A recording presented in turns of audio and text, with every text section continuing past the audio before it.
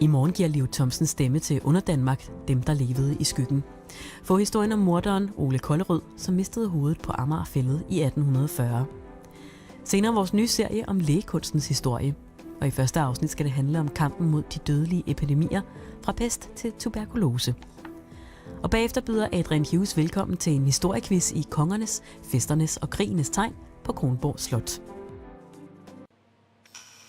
I en ny serie går DRK i lægevidenskabens tegn. Det handler om at forstå sig selv, altså forstå det væsen, vi er. Lige fra de dødelige epidemier. Halvdelen af byens befolkning måske kunne blive udslettet på nogle få måneder. Og hvordan vi kom dem til livs. Altså den der usynlige fjende, som man har kæmpet mod, der er den. Til den blodige kirurgi. Gamle dage sagde store kirurger, store snit. I dag så siger man jo store kirurger, små snit. Der er død og pine i morgen 2030 på DRK. Nu tegner vi et portræt af fotografen Robyn Beeche. Hun blev kendt for sine eksperimenterende og kreative billeder. Især de banebrydende fotografier af malede kroppe.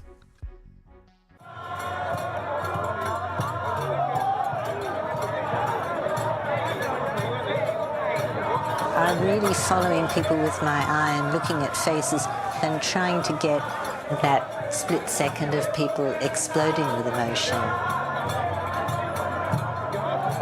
In India, it's not hard. To document is really to create history. I've been doing it over 30 years. I can still remember the vitality and the wonderment the very first time I went to the villages. Feeling the huge drum that was being beaten, the music sort of came through my feet and up through my body, and I was still there when I woke up in the morning. So the villages had a really big impact on me.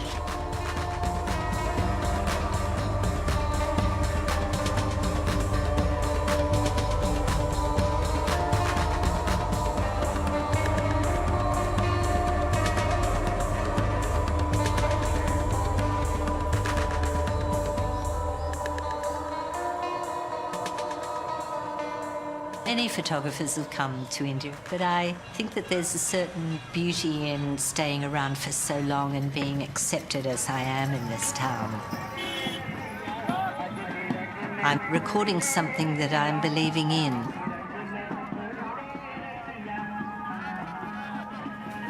I'm here to try to preserve what I find is beautiful, to evoke emotion in people's minds.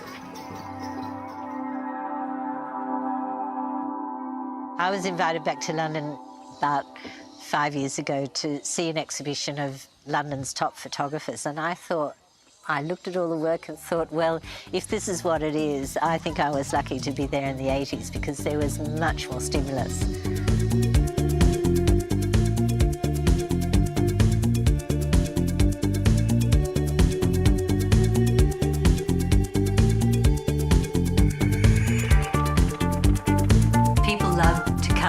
My studio because of the atmosphere. We were really trying to create a different space in which something different would come out. Growing up in Australia and then having this, freedom, we could just go ballistic. I wrote a letter to my mother and I said I could walk down King's Road without any clothes on and nobody would blink an eyelid. There was a real body of Australians who'd left Australia and were coming to Europe. There was Nell Campbell, Sally Campbell, Jenny Key. Worldwide, in the 70s, the whole interest had moved to New York, to the Warhol, to the factory and everything, which is why I loved London, because it kind of got ignored. So great things were happening underground. So Robyn was really part of this. Just using the body and the face as a canvas. We wanted people to stop and say, okay, is that real or is it makeup? All of the things that are easily available now on Photoshop, we didn't have then. Everything we did was done on camera and they were the only tricks of the trade or tools of the trade we had. And the Queen, well, one could just have a field day with her. It was a very small artistic community, so one got to know makeup artists There was Phyllis Cohen from Canada. Richard Sharples. Oh, and then there was Richard Shah, of course, and a fellow Australian as well, the genius. The whole thing was a collaboration and not using traditionally trained makeup artists. You know, people who are much more into using different mediums of makeup. So that helped create very much the painterly effect.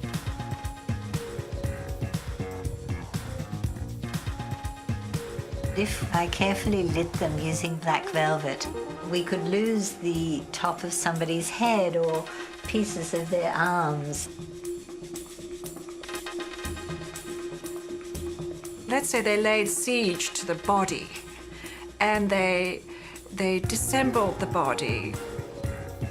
When the body disappears under the illusionary painting and the lighting, you have to remember it's all done by hand. Scarlet is twisted like a cartoon.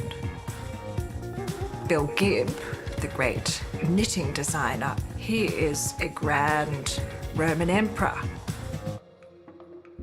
Sir Roy Strong, V&A director, he is an Archambaldo painting, using light of all his interests, gardening, writing, the books. The cleverness of this was they would turn the person into the person's own history.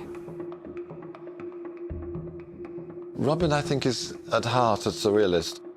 There's always a little tweak involved in something there. And that's her genius, really. You'll see something that you think, oh, how did that get in there? I reckon the makeup took about 6 hours. And I'm very patient, I just sat there. All right, well, look, you get some paper that size, and then we'll do it. The actual photographs, Robyn is so professional and so quick. And then done. But lots of fun on the way, you know. I ended up doing many of his half-in-half portraits, half male and half female. I gave lots of parties in the 70s. I was known as the Andy Warhol of London then. When you're that age, you just have such a great energy. And she had a beautiful studio, Thurlow Square. Not big, but really right in the heart of things. And she was willing to experiment. We all were. You were always exchanging ideas. It was a magical time. Michael and I met through an Australian, very interesting man called Percy Savage, who began the first PR agency in Paris. Percy rang me up and said, will you go to Brazil with Michael and shoot fashion just with a case full of clothes and free tickets? So we travelled everywhere, Jamaica, Tunisia, all over the UK, and always went back to Paris. Being opposite the Victoria and Albert Museum, we had a great life there. We only had cycles, and we were so close to the park and everywhere. He was really involved in shooting video when the first VHS videos came in. I think that he loved what went on in the studio, and he liked filming a lot of it. So that lasted for 25 years. And we did many shoots together. They spun off each other. They did do some very good stuff together.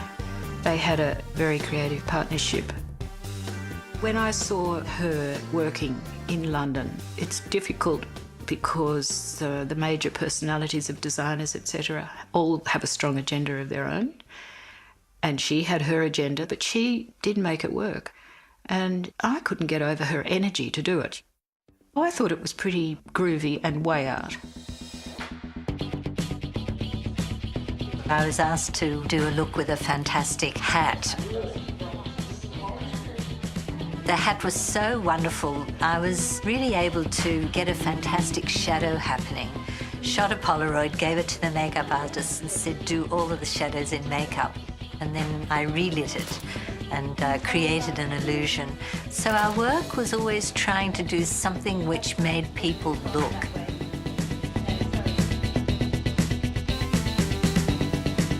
In about the the mid-80s, after that Shadows photograph came out in the Observer magazine, it was the cover, everybody was booking me to do ads. The big makeup houses, Max Factor and Revlon and Boots, and so I became Flavour of the Month. Beauty, wonder, courage, machine. We were reactionary against the very straight fashion editors. Picasso or Mondrian was uppermost in our minds. I would use a piece of glass between the camera and the models. Very difficult to light, but then I had another surface upon which to spray paint or put paper or create yet another depth of illusion. Lee, well, he just turned up. But she photographed him very early on. He was famous for cheekless trousers. He emerged into the club scene in about 1983. I went over there to shoot his portrait and he just whipped up his package from outer space look. Lee Barry is the most ferocious critic of society. A highly inventive performance artist or reinventor of the body. He was in a rage against discrimination. So he reinvented a Krishna god as a kind of immigrant Pakistani. The crazy black and white spectacles and eye makeup, that looked to me as if he'd been looking at the sculptures of Krishna. Lee Barry and Robyn, two Australians in London, relatively unself-conscious and uninhibited, valuing high saturated colour, valuing light. I like to think that that is Australian. This is the magic chair. So these are all dates? Nice close-up, yes. wide angle sort of. Yeah. Now, were these just on a box brownie? No. He had a Voigtlander that I remember. But you see, when I'm looking back through now Dad's pictures of us, that's where we got the gene from his love of photography. She was 4 years younger than me, and Jeff was in the middle of us exactly. We used to run down to the bush. We would be gone for 8 hours. We'd swim, there were water holes. I left school when I was 15, as did Robyn. So then I started learning photography with Grant Mudford, who was doing fabulous surrealistic pictures for Pole magazine, and a huge jolt into what I could experience. And that's Sandra and Grant, so that must be about 77. So I landed in London and wanted to work for Harry Pecinotti. So that's Harry when I started working. Who shot fashion, but he also shot arts and crafts. And he was in Thurlow Square. So I had all of these breaks where I ended up in one of those studios just opposite the Victoria and Albert Museum. Sandra, she'd known from the beginning through Grant Mumford, who was actually a boyfriend of Sandra's. And she then started to work very deeply with Sandra. We'd start at like 9 o'clock in the morning and heavily disguise me, and I'd be propped up so that I didn't fall asleep and move the makeup, and have a straw so I didn't ruin my lipstick. The Nefertiti image, Andrew built a wonderful helmet all in mirror. My whole face was recreated so that the camera, I don't want to say it told a lie, but it disguised all the bits so that I didn't have the nose I've got, but it was all painted out.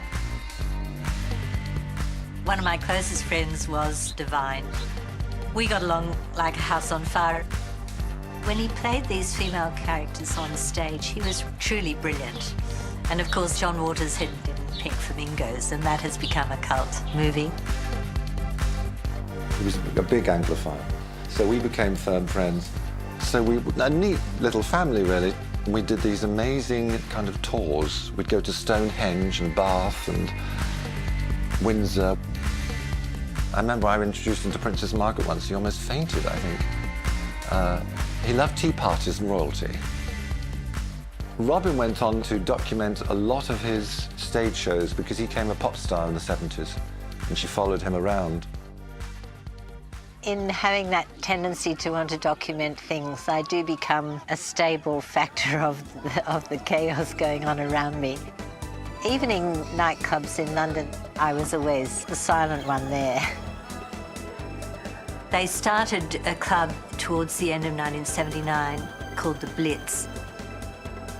Steve Strange went on the door dressed up and said, "You can't come in unless you're dressed up." Well, it was just fabulous.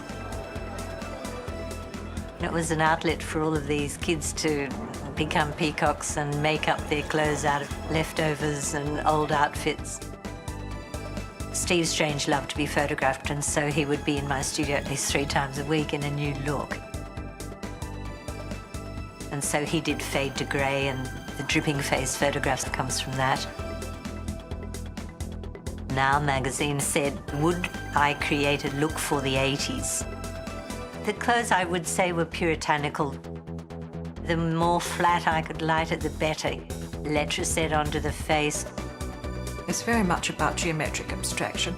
And it is as if there are thoughts running around, you know, in all sorts of directions.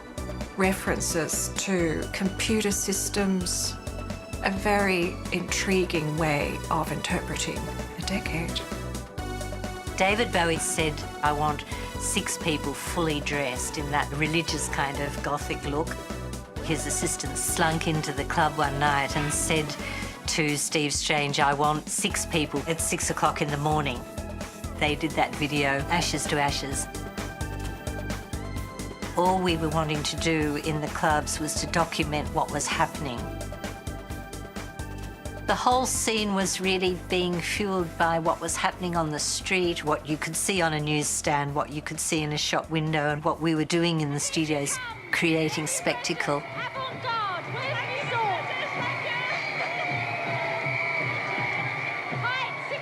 The Alternativist world I describe as a surreal art event for all-round family entertainment.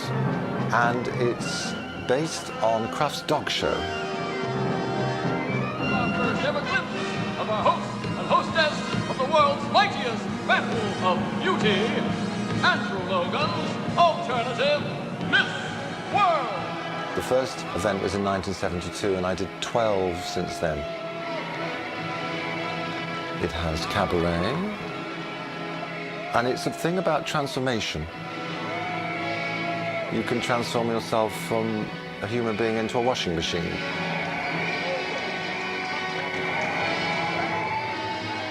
I come as the host and hostess, split down the middle. Welcome to the Alternative Miss World 1986, Miss Bucket. And Robyn photographed the event.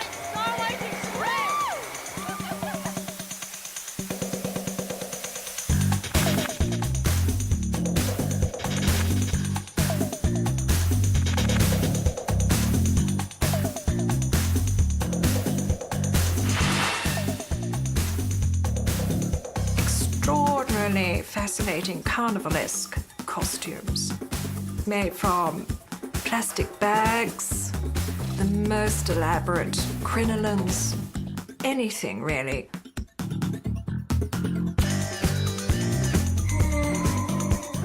But backstage it was just mayhem. They were competing against each other, either in front of my camera or in being able to tolerate the most booze or drugs. And so the whole atmosphere was absolutely just madness.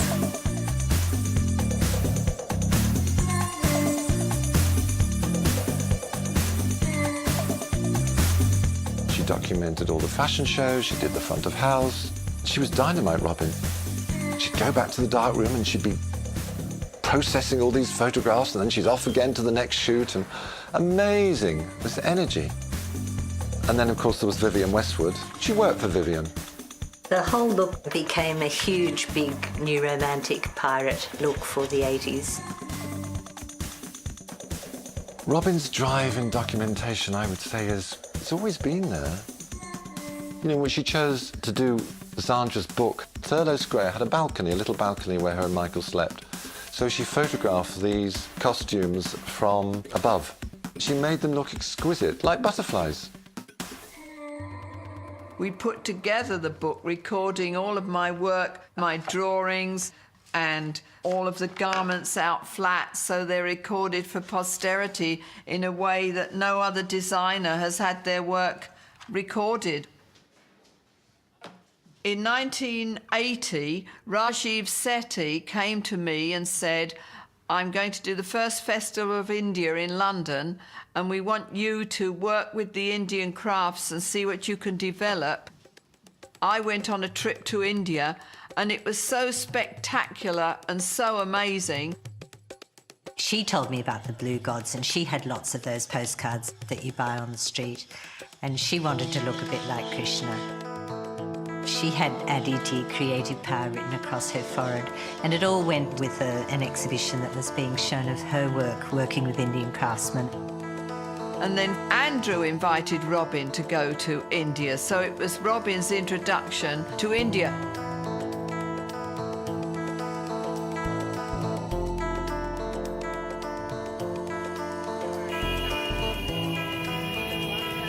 I got off the plane in Bombay on a return trip from Sydney. I was with Michael, my partner. Journeyed up to Rajasthan, and Andrew Logan said we should experience Holi.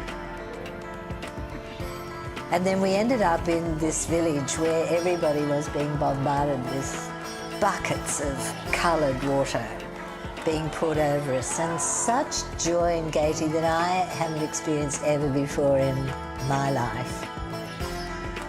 We'd put on white clothes, Jackson Pollock appeared everywhere, handprints, Rani Pink. She met me in London. She came into India saying, I'm here. So I said, Robyn, why don't you go to Brindavan?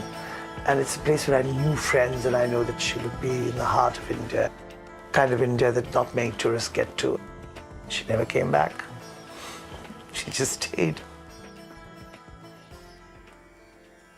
They came along with me on this processional festival, which travels from one village to another village, with the full explosions of color, music, dance, dramas, flowers, and everything.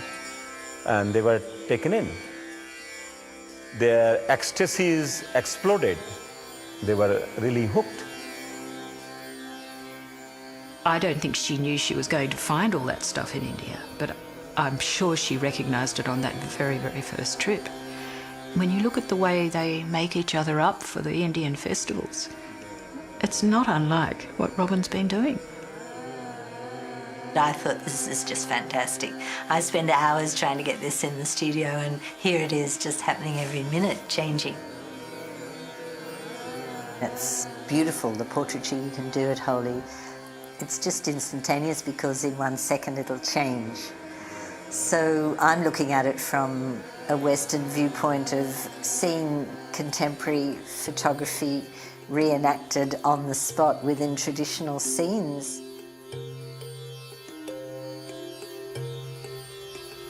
The next day we had to get on the train and go back, go straight from the train to the plane, straight from the plane to the catwalk, and I still had pink hair and still alive with all of this colour. So I can only say it was like a kaleidoscope, or like some fantastic jewel that I had entered into.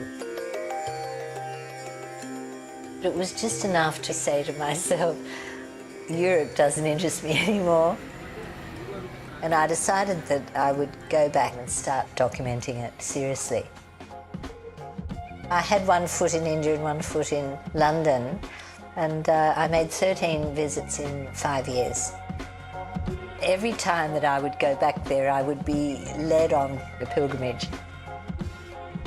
In London, of course, my studio turned into a very Indian environment. There was, things from Holi appearing everywhere. I was really interested in colour, in light. So I could see that India was really creeping into my consciousness. Then it became very, very difficult to really cope with advertising scenes. The politics of the country under Margaret Thatcher were really making a mark, and our mortgage went up and work dried up for freelance people. London was paling, really. In 1990, on this trip, Michael and I decided, why don't we come here and live?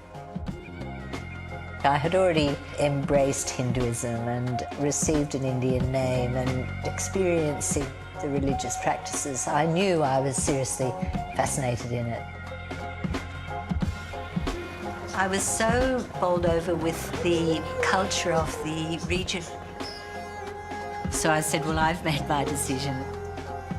He was also quite willing to escape. So I decided to move.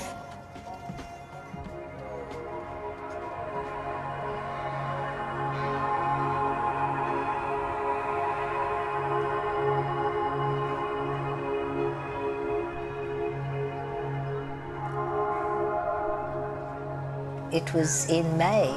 The lilac was out in London. It was springtime, but it was fierce summer in India. The first month was probably the most difficult time I've ever spent in India because one is grieving what one has left, and with an overcrowded ashram and scorpions running around the floor and you could bake muffins on the marble. Well, I didn't know what I had done. I really did miss my friends. I really did think that I wasn't going to fit in for the first few months. It was really very difficult to understand that this was it. I think basically it was the heat. But then when I went into the temple space, I was absolutely mesmerised by the incredible spectacle that I was to photograph for a month. It was so hot that the camera backs wouldn't even let me get my roll of film out. They'd expanded and stuck. So I realised again that with mango shakes and various cooling devices, one can actually get through this and do it.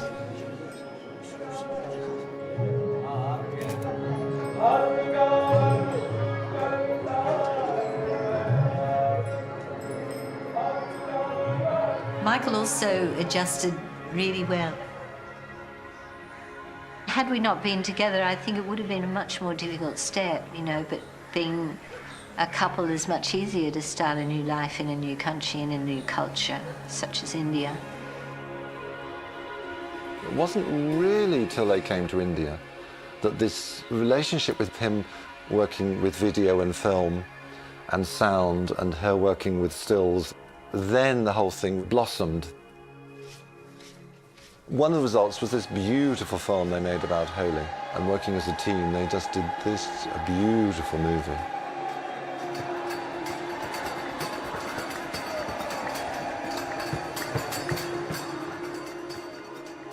Probably she made a very stupid mistake of giving up that very lucrative situation and come here and live without any source of income.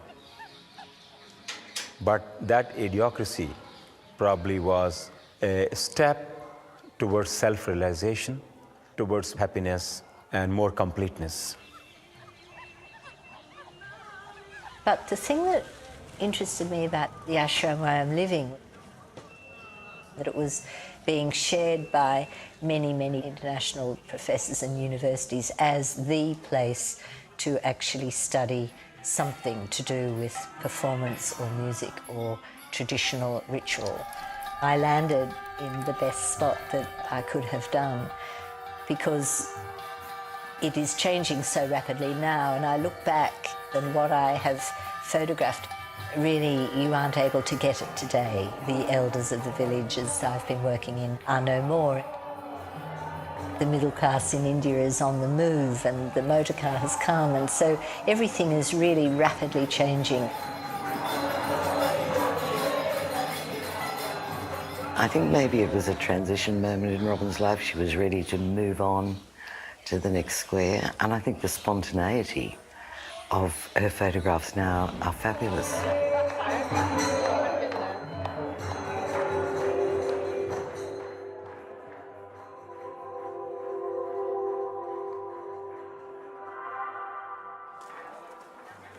Well, where Robyn resides in Brindavan, it is a city of traditions. She's trying to record these moments which will pass. They will pass and they will go and they might never come back again. As to a way of life, completely different, completely different. It was stepping out of one universe into another.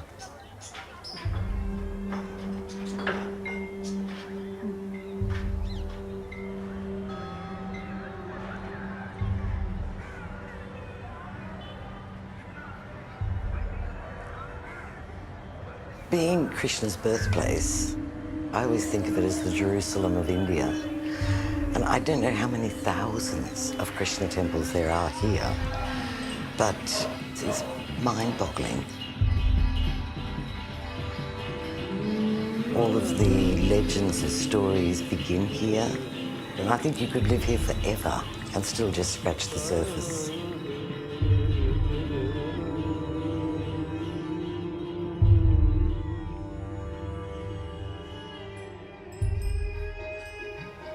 I think Krishna spent no time in stealing Robyn Beeche's heart.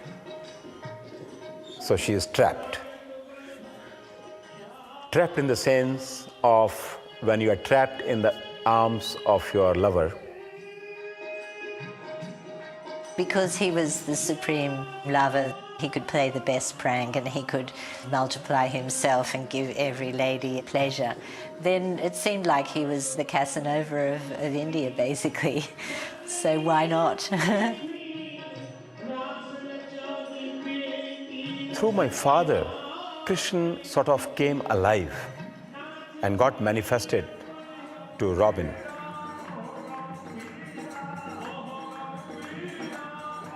It's a new thing in my life to have a guru, to actually surrender myself to somebody else's belief.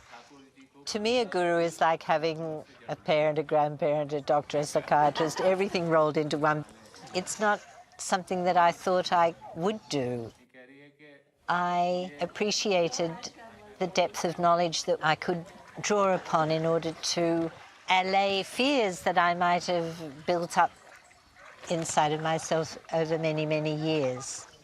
I was never really very confident as a person because in my background and upbringing, it was more of a struggle for us to keep our heads above water. So we didn't even recognize that that was something that maybe other parents instilled in their children. But confidence built up in being recognized what I could do. It's a lot of things that we've never experienced before, but there's a lot of kind of sense to it. It's become a way of life for her. She needs that now in her life. Robyn probably feels a deep connection with the family, and they do good works, you know. It's a fulfillment that I didn't expect to happen. It's just come upon me. Because their knowledge is so abundant and their activities are so ongoing and their aesthetic behaviour is something which I love to document. Because I've been doing it for so long and because I produced a book from the ashram called Celebrating Krishna, people could see that, oh, well, over the years she has done all that documentation of what we're doing here. And I think that that has made me part of the establishment.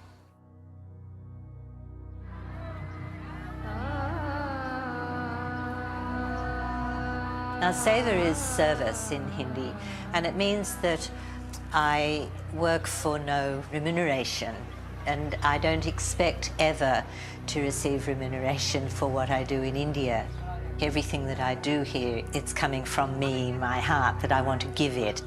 It's like a fabulous barter system. I evade the criticism that might be thrown at me that, oh, look at the foreigner making money out of us. It makes me on the same level as anybody else. Now, only in India do people understand that.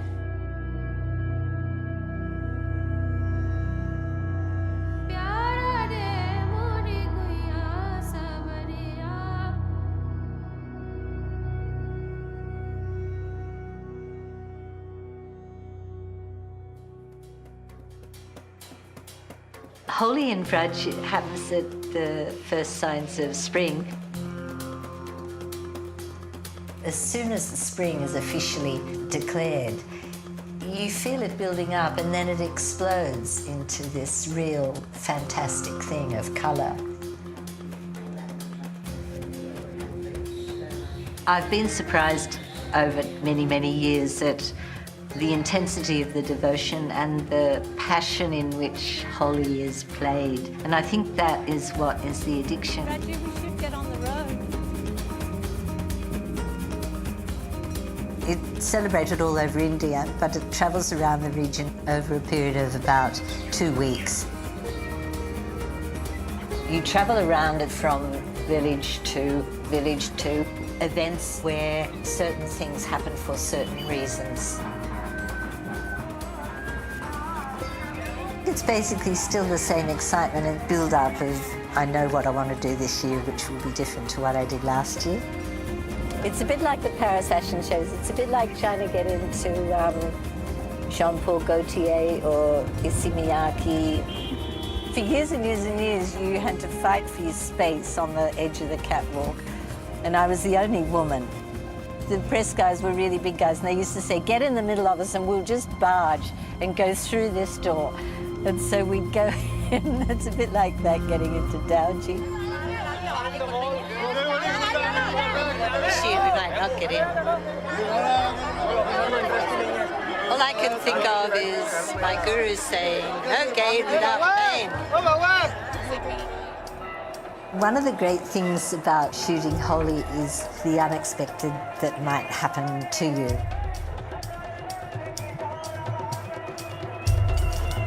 Cartier-Bresson, I loved him growing up learning about photography because he was capturing a split second in life. Well, if there's any split second to capture, it's at Holi because it really is a fragment of an explosion of excitement and colour that can come at you from any direction.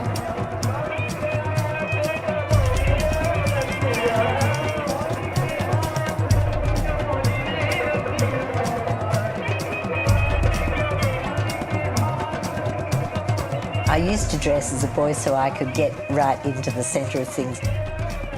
It's like going into a wonderful movie.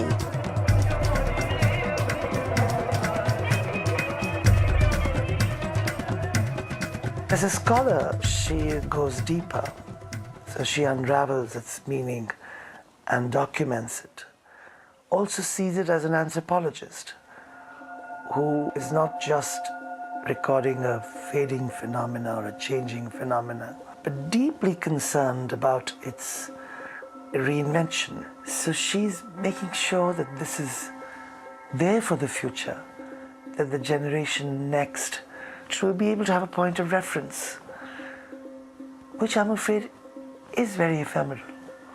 It's all going, it's changing.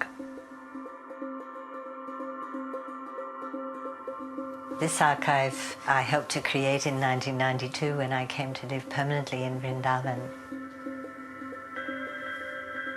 My documentary sense of photography has really made me want to record as much as I can to portray really the feeling of how it was at that time.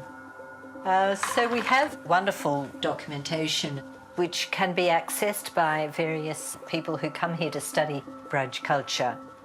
So the archive has many, many different uses and many scholars come. Michael did draws of videotape of seva that he undertook at the ashram. His travels up into the Himalayas changed his way of thinking. He also had developed a different spiritual path and was needing a different environment and location to fulfill the dreams of going along that path. In 2005, I was turning 60 and he was turning 50, so perhaps that is a time of readjustment in both of our minds. I think certainly from his point of view, he didn't predetermine his actions, but he decided that when a situation arose, he didn't refuse it, and he met somebody and went up in the Himalayas. I didn't realise that he was so intent on trying to find himself, perhaps through another soulmate or whatever. I was very convinced that I wanted to continue with the work that I had been doing. And if he was not interested in helping me to achieve, you know, to go along that path or to be together on that path, then there's just no point. And that was a strong emotional explosion. But spiritually, there's no difference. She's always had strength in her work. It was still there.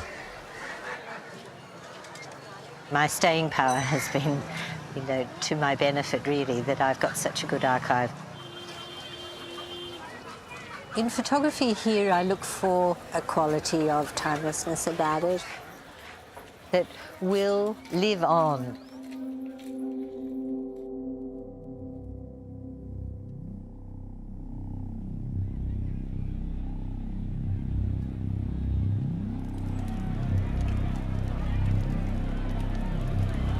Farlan is the absolute epiphany of shooting wholly because it is the most terrifying thing to watch.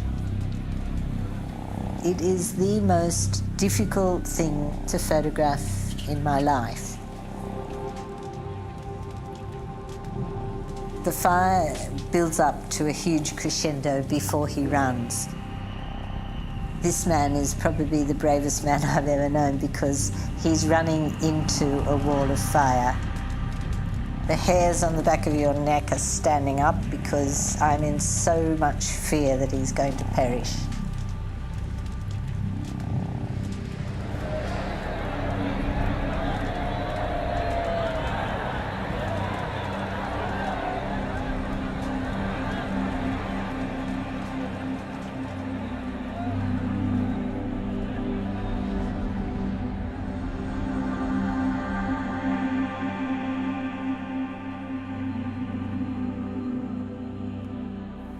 What she conveys is how the people themselves are responding to the religious moment of it.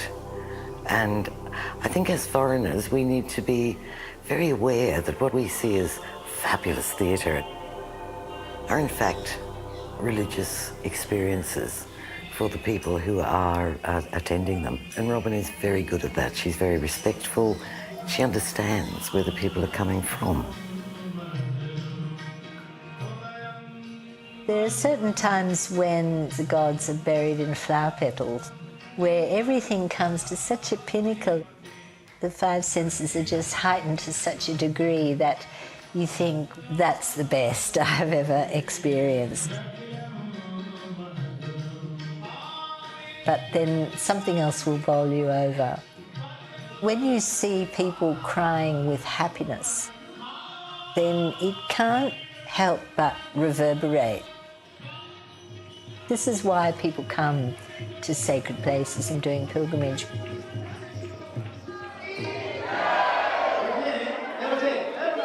Wow, that was such a good one.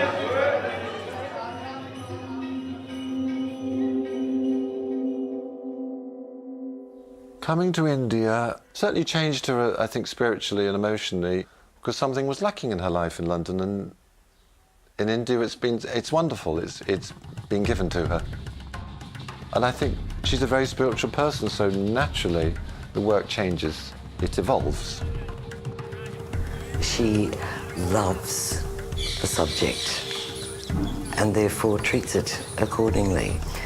She's showing all of us the richness of the Krishna tradition in a way that has not been documented before. It is like anthropology because I put myself in exactly the same position and show through those pictures what is happening in this region. If I don't do it, it won't be done. It won't be there for others to enjoy or to learn from. The ashram director's son, Abhinav, has been fascinated by all of the cameras that I brought into the ashram on various trips over the years and has now turned into a fully fledged, fantastic photographer. And I can see how the archive is going to live on through his eyes. It's the visual of what has always been the narrative. So when you repeat a legend or it's passed down year after year, it inevitably changes. You know, a little bit here, a little bit there. And I think Robyn's photographs document that. I was really concentrating on looking for the faces that I knew so well. And also, they're the ones who still control this whole event. They'll be saying things to the men opposite them that they only say at that particular time of year. So that's what I'm trying to convey in the photographs, is that the bond between the Barsana men and the Nandagar men. These men I've been photographing for over 30 years. I'll probably shortlist about 25 from this village that to me show the emotional contact and rabble that goes on. It's become a sense of mission. And it's not just about the ashram. It's now about her own environment. She's concerned about conservation in the whole of Vrindavan area. For it to be a city that is just crumbling in front of her eyes strikes her as something that is tragic and must not be allowed. The pylons that were formed in the river was an idea in which an expressway cuts right through the middle of the river by a 16th century temple. It already was an existing law, but they had not got permission that you cannot build an expressway within 200 metres of a monument. The vibration of the cars on the expressway in front of the guts would have been diabolical. Lying in my bed, I could hear the cranes going 24 hours every day. So I raised enough money to keep paying the lawyers in the Supreme Court, and the building work was stayed. I'm not a radical activist. There are other people in Vrindavan who burn effigies of foreigners. I call that radical activism on the part of Indians.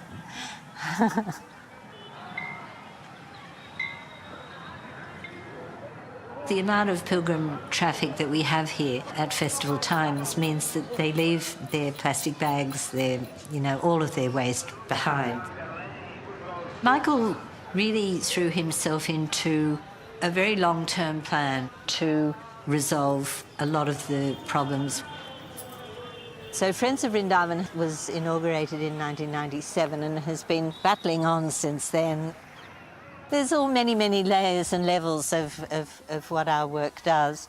We're heavily involved into recycling of plastic, and now we're producing recycled paper. So there's a lot of areas that will become a legacy because it's completely run by Indians who are of like minds, who want to organise the mixed solid waste management in the town.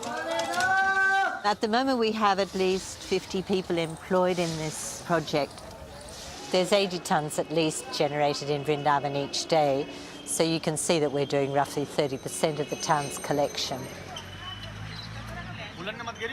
I don't think that there's a burden in shouldering the NGO.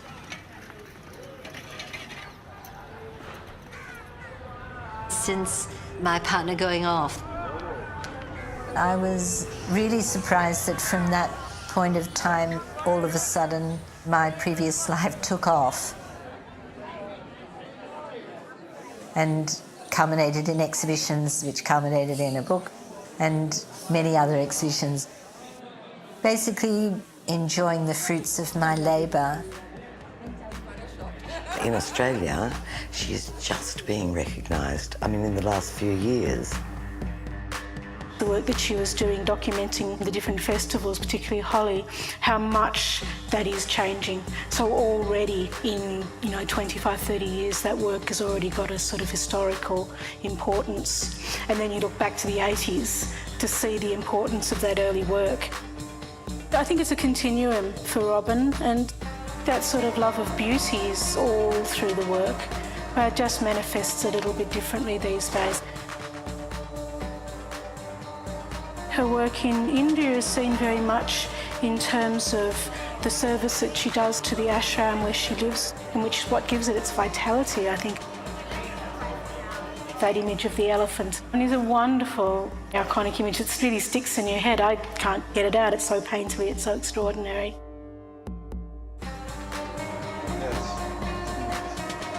And this wonderful exhibition she's done as a curator, considering the restrictions, really, how they exhibit things, and I mean, she did remarkably well. I hope this will be a future thing for her, because she's very good at it. Her work is starting to be seen in India in quite a lot of galleries, and the fact that people are putting those two parts of her life together, I think, is very important. It's come to Robyn later in her life because she never sought notoriety. And she's now being collected, of course, and the book has been produced. Robyn will go on working as intensely as she can. The work speaks for itself, and actually that's all that matters.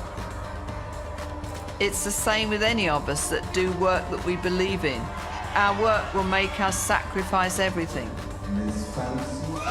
She has what it takes to be an artist. Her imagination flies, her emotions are pure, yet her head's all full of method. Her work has a great pedagogic value.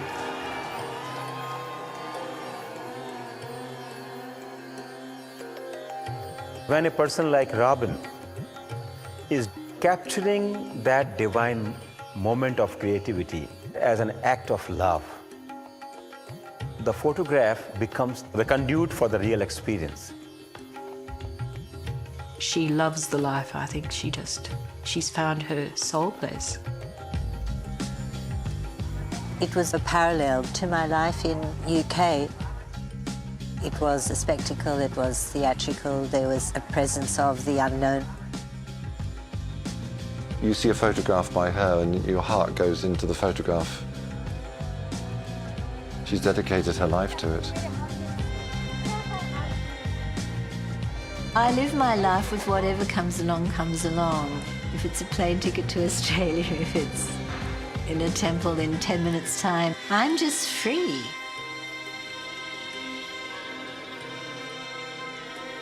As long as I can walk and hold a camera, I'll be shooting. Who knows?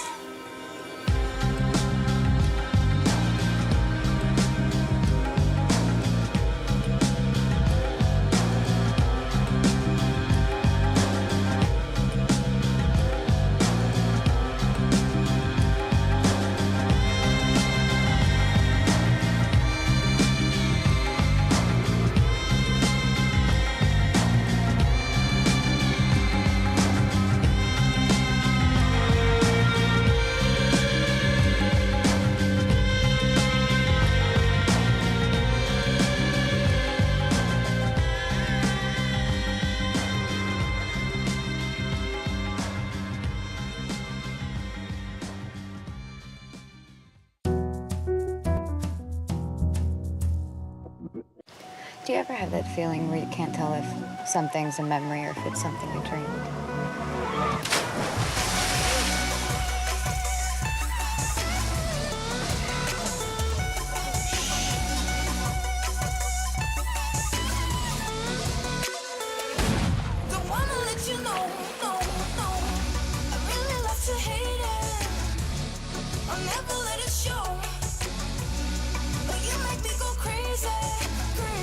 Filmperler.